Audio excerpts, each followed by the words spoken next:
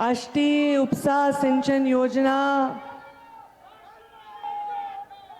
क्रमांक 3 अंतर्गत शिंपोरा ते खुंटेपळ या पाईपलाईनच्या कामाच्या पाहणीसाठी आणि बोगद्याच्या कामाच्या शुभारंभासाठी मंचावर उपस्थित या राज्याचे मुख्यमंत्री, जे मुख्यमंत्री म्हणून पहिल्यांदा बीड जिल्ह्यात आज पाऊल ठेवत आहेत, ते बीड जिल्ह्याला पाणी देण्यासाठी पाऊल ठेवत आहेत, देवेंद्रजी फडणवीस. मंचावर उपस्थित जलसंपदा मंत्री, ज्यांच्या खात्याने या कार्यक्रमाला इथे हे रूप दिलेलं आहे, ते आमच्या शेजारच्या जिल्ह्याचे, ज्यांचे 3 पिढ्याचे अत्यंत चांगले ऋणानुबंध आमचे आहेत, ते राधाकृष्ण विखे पाटील. मंचावर उपस्थित माझ्या निवडणुकीमध्ये ज्यांनी मला पराभूत केले आणि निवडून आले, ते बजरंग बाप्पा.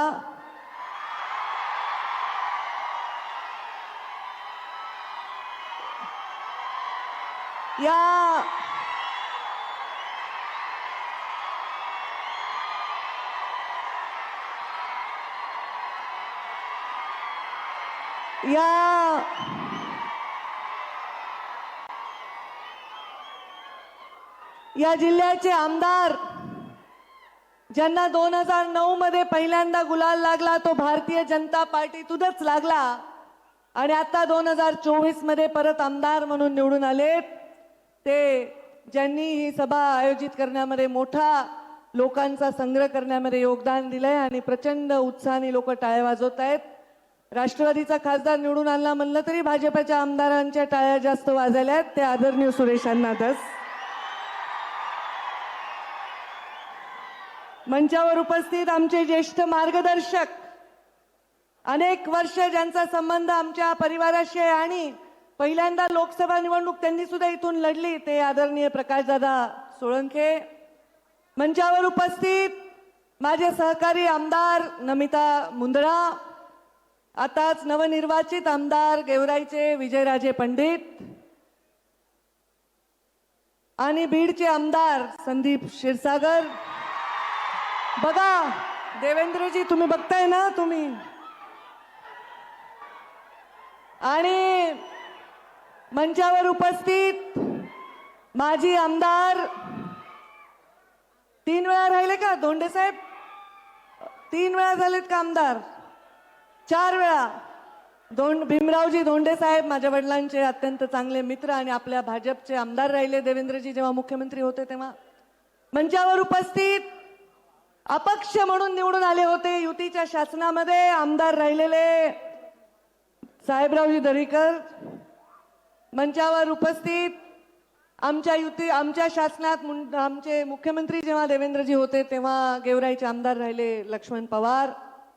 मंचावर उपस्थित जलसंपदाचे सचिव दिलीप कपूरजी, आयुक्त गावडेजी, पाठकजी, जिल्हाधिकारी आमचे आणि आदित्य जीवणे CEO, समीर काझी अध्यक्ष वक्फ बोर्डाचे, आमचे भाजपाचे जिल्ह्याचे अध्यक्ष शंकर देशमुख आणि मंचावर उपस्थित सर्व इतर मान्यवर आणि या सभेला मोठ्या संख्येने आलेले सर्व शेतकरी बांधव, वडीलधारी मंडळी, तेवढ्याच मोठ्या संख्येने, त्याहूनही अधिक संख्येने आलेल्या आमच्या लाडक्या बहिणी. देवेंद्रजी, या सगळ्या तुमच्या लाडक्या बहिणी आहेत आणि अत्यंत जोरात घोषणाबाजी करून या कार्यक्रमाचा उत्साह वाढवत असलेले देवेंद्रजी, आपल्याला बाहुबली म्हणून संबोधित करणारे हे सर्व युवा बांधव.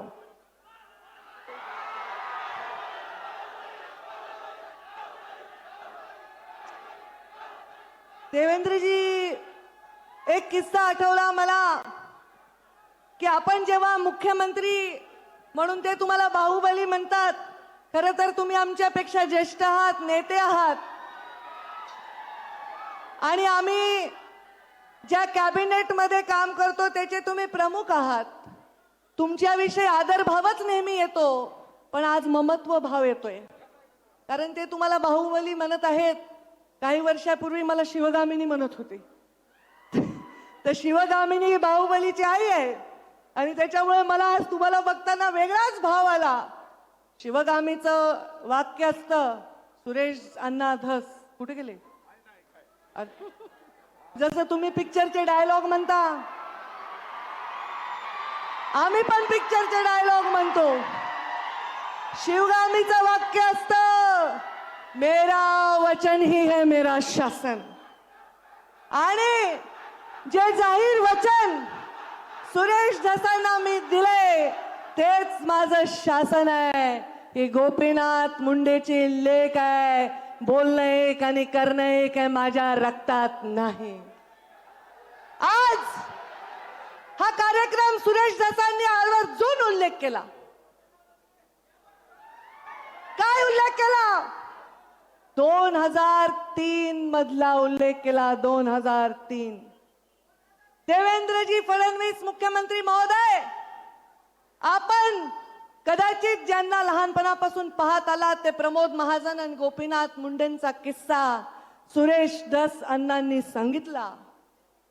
अण्णा, मी पण तुम्हाला म्हणते बरं का अण्णा, तुम्ही ताईसाहेब म्हणत नाही. जशाला तसंच आहे आपलं प्रेमाचं नातं. इज्जत आम्ही देतो, पण मला आज आनंद वाटला की त्या 2003 चा उल्लेख झाला. आदरणीय मुख्यमंत्री महोदय, मी तुम्हाला आठवण करून देऊ इच्छिते, म्हणजे तुम्ही सांगू शकता की याचा उगम आपल्या पक्षाच्या नेत्यांकडून झालाय. या ठिकाणी एक सैनिकी छावणी होण्याची प्रस्ताव जॉर्ज फर्नांडिस मंत्री असताना झाला होता. आणि हे पोरं आता घोषणा देत आहेत, युवा आमचे उत्साही, ते कदाचित लहान असतील, रांगत असतील, जन्मलेही नसतील. 2003 यामध्ये प्रमोद महाजनांना एक पत्र मुंडे साहेबांनी 2003च्या जानेवारीत दिलं आणि 19 फेब्रुवारी 2003 ला जॉर्ज फर्नांडिसांना पत्र दिलं की हे 40-42 जे गाव आहेत हे माझे गाव आहेत. इथे राहणारे माणसं माझे जीवाभावाचे. इथे सैनिकी छावण्या करू नका. इथे शेतकरींचा उदरनिर्वाह शेतीवर जातो.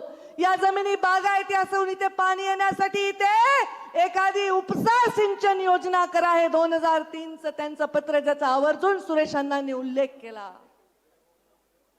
आपल्या जिल्ह्याच्या शेतकऱ्यासाठी, आपल्या जिल्ह्याच्या तळागाळातल्या माणसासाठी सदैव काम करताना, कुठली भूमिका घेताना कधी मागे पुढे बघायचं नाही. आजच्याही कार्यक्रमात चर्चा होती, पंकजा मुंडे येणार येणार येणार. का नाही येणार बाबा? सुरेशांना, तुम्ही आपल्या जयदत्तचं लग्न केलं तेव्हा मला साडी घेऊन पत्रिका घेऊन आला होतात, तेव्हा मी आले. धाकट्याचं नाव काय? सागरचं करताल तेव्हा बोलवलं तर येईन बाबा, नाही बोलवलं तर नाही येणार. पण हा कार्यक्रम शासनाचा आहे आणि आज तरी शासन देवेंद्र फडणवीस आणि पंकजा मुंडे मंत्री आहे, राधाकृष्ण वाके पाटील मंत्री आहे, तेव्हा मी आले. तुम्ही घरगुती कार्यक्रमाला बोलवलं तर येईन, पण हा सरकारी कार्यक्रम आहे आणि हा माझ्या शेतकऱ्यांच्या भविष्याचा कार्यक्रम आहे. त्यामुळे इथे कुठे बॅनर मध्ये फोटो आहे का, पत्रिकेत नाव आहे का, माझी खुर्ची कुठे आहे, ह्या कसल्याही गोष्टीत मी पडले नाही. तुमच्यात जरी बसून मला बसता आलं तरी मी आले असते. पण माझंही भाग्य मोठं आहे ना, मी पण मुख्यमंत्र्यांची लाडकीच वाटते, कारण मी त्यांच्या हेलिकॉप्टरमध्ये आले. पण देवेंद्रजी फडणवीसांना मला सांगायचंय, बीड जिल्ह्यात जेव्हा 6 पैकी 5 आमदार निवडून येतात तेव्हा तुम्ही मुख्यमंत्री होता. बीड जिल्हा फार लकी आहे, कारण बीड जिल्ह्यामध्ये 19 मध्ये 14 मध्ये 6 पैकी 5 आमदार निवडून आले. आता आमचे सहकारी आमच्या बरोबर आहेत, आमच्यावर राष्ट्रवादी आहे, अजितदादा पवारांचेही आमदार आहेत. आम्ही मरमर करून काम करून निवडून आणलंय. आज आम्ही एकत्र आहोत. ते पालकमंत्री आहेत, त्यांना विश्वास आहे की पालकमंत्री झाल्यानंतर कडकपणे काम करून या जिल्ह्याच्या कानाकोपऱ्यात विकास देण्यासाठी ते आम्हाला नेहमीच सहयोग करतील. पण आज देवेंद्रजी तुम्ही मुख्यमंत्री झालात तेव्हा पहिल्यांदा आलात, 5 आमदार या बीड जिल्ह्याचे झाले आणि मी पण मंत्री झाले. बघा, मी मंत्री झाले आणि तुम्ही मुख्यमंत्री झाला, थोडंसं लक आमचं पण आहे. पण तुम्ही मुख्यमंत्री झाल्याचा आनंद हा आहे, कुठला अभिनिवेश नाही, कुठला बडेजाव नाही. मला माहिती, जेव्हा हे भाऊबिलीच्या घोषणा देत आहेत, कारण देवेंद्रजींना मी ज्या पद्धतीने ओळखते, तुमच्यापैकी मंचावरचं मला नाही वाटत तेवढं पद्धतीने ओळखतंय कोणी. देवेंद्रजी थोडेसे ओशाळलेत, थोडे लाजायलेत, कारण हे त्यांना कदाचित फार अस्वस्थ करणार आहे. कारण काम करा, कामाने तुम्ही कीर्ती रूपाने उरा. हे संस्कार भारतीय जनता पार्टीचे राष्ट्रीय स्वयंसेवक संघाचे आहेत. आणि त्यामुळे आज त्या संस्कारात वाढलेला एक माणूस या राज्याचा मुख्यमंत्री झालेला आहे आणि माझ्या बीड जिल्ह्यामध्ये आले आहे. त्यामुळे मी येणार म्हणजे येणार. शेतकऱ्याच्या शेतात पाणी जाणार आहे, मी येणार म्हणजे येणार. तुमच्या डोळ्यातलं पाणी पुसायची वेळ आल्यावर कोणताही अभिनिवेश न ठेवता येणार म्हणजे येणार. कामासाठी, या जिल्ह्याच्या विकासासाठी, या जिल्ह्याची कॉलर टाईट करण्यासाठी कोणताही भेदभाव कधी करणार नाही. सुरेश अण्णांनी पण उल्लेख केला, 5 वर्ष मी मंत्री राहिले, पालकमंत्री राहिले, पण एवढा सुईच्या टोकावरची सुद्धा घटना कधी घडू दिली नाही. या जिल्ह्यामध्ये कानाकोपऱ्यामध्ये विकास करताना कधी कुणाचे जात धर्म विचारला नाही. सुरेश अण्णांसाठी देवेंद्रजी फडणवीस उभे राहिले आणि आम्ही रात्रीचा दिवस एक केला आणि तेव्हा त्यांना निवडून आणलं. ते म्हणले ते हरळ उगवली वगैरे त्यांची भाषा खरंच आहे. काम करणाऱ्या माणसावर हरळ उगवते जर त्याला पद नाही दिलं, आणि त्याला पद देत असताना कधीही कुठल्या गोष्टीचा विचार नाही करणारं काम आम्ही केलेलं आहे. आज या बीड जिल्ह्याचं नाव या देशामध्ये अनेक क्रांतीवीरांमुळे झालं, गोपीनाथ मुंडे, प्रमोद महाजनांमुळे झालं, या जिल्ह्यामधल्या अनेक नेत्यांमुळे झालं. इथे सांगितलं की केशर काकू क्षीरसागर एक महिला असून सतत खासदार राहिल्या, विमलताई पालकमंत्री राहिल्या, प्रीतमताई खासदार राहिल्या. त्यांनी सुद्धा या खुंटेपळची ईसी देण्यासाठी 3 दिवस बसून तिथे ईसी आणून दिली. प्रत्येकाने याच्यामध्ये योगदान दिलेलं आहे.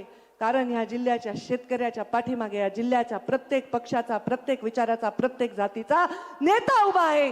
हे चित्र या राज्यामध्ये जावं ही माझी इच्छा आहे.